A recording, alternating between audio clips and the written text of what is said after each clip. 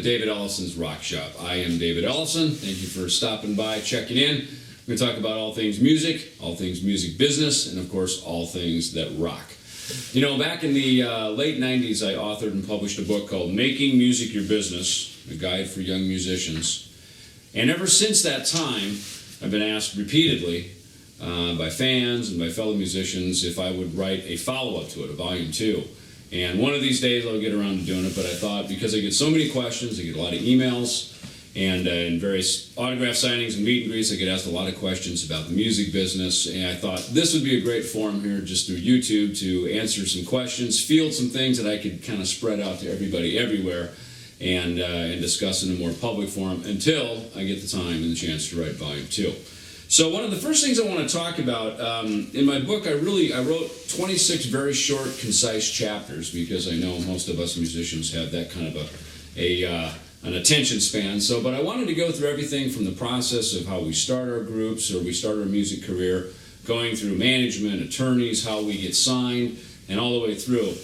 Now, keep in mind that was in the mid to late 1990s, and here we are in the late 2008, 2009, 2010 time frame, and things have changed dramatically in that time. At the time when I wrote the book, I got into very shortly about the internet. As we now know, as you're watching this, the internet has changed everything. And those of us that have taken advantage of that, I think we have won.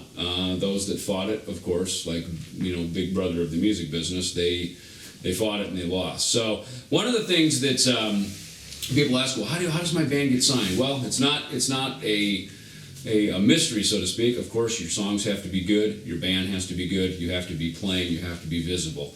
Having songs played on local radio shows is certainly a big help. That a lot of the record labels track that by what's called BDS, Broadcast Data System. They look for various spins that are being played in local markets.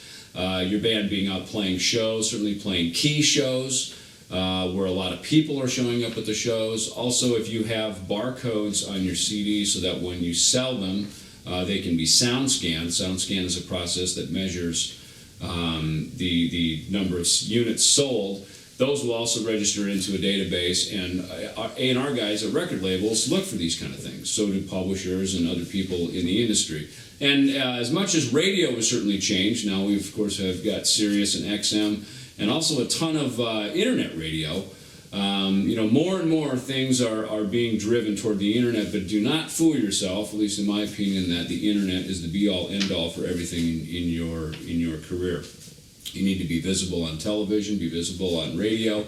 You need to have product in the stores, and you need to be out playing. And the other side of that is what differentiates one person getting signed and somebody else not getting signed. I think through all of us in all of our careers, we've stood with our arms folded at various venues, at various shows going, my band's better than these guys, how come they're signed and we're not? I certainly noticed that in Los Angeles when I lived there in the early and mid-'80s when these bands were getting signed. They had haircut endorsements, they had all the gear, they had the management, they had all the right stuff, but I tell you what, I walked out of there and I couldn't remember one song they played. And over my career, I've learned that the difference between good and great, while seemingly small, can be huge. And it's usually the difference between why some artists make the cut and while others don't. Have to assume that pretty much anything that lands on an A&R man's desk, who's essentially the talent scout at a record label, everything that lands on their desk is at least good, or else it wouldn't have gotten there. So the one thing you may want to ask yourself is, what makes my group great? What makes us great? Aside from just your songs, do you have a hook? Can't catch fish without a hook. Can't catch the attention of your audience or catch the attention of an A&R guy's interest in you without having some kind of a hook. Is it your singer? Is it the clothes you wear? Is it some shtick, some act, something that you have that separates you? So as much as there have been a lot of kind of funny Barnum and Bailey goofy things in show business, those are usually the things that catch our attention. So I'm not saying you have to be gimmicky in what you do, but certainly pay attention to those kind of things that may give you a leg up and give you a little bit of interest. So anyway, that's it for today's David Ellefson's Rock Shop. Thanks for stopping by. You can email any questions to me at rockshop@davidellefson.com. I look forward to hearing from you. See you.